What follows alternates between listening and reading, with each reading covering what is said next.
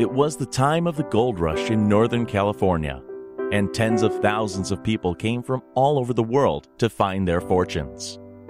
Back then, San Francisco was the center of everything. It was a place where anything could happen, and usually did.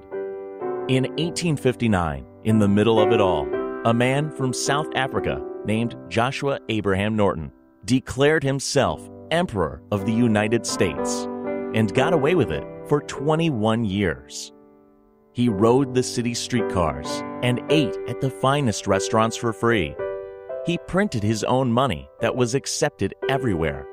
And one year, he began a holiday tradition when he put up the first public Christmas tree in America. Introducing The Emperor's Tree, a heartwarming illustrated short story for the whole family, based on the incredible life and times of San Francisco's most beloved character, Emperor Norton. Now, The Emperor's Tree is available as a Kindle book at Amazon.com.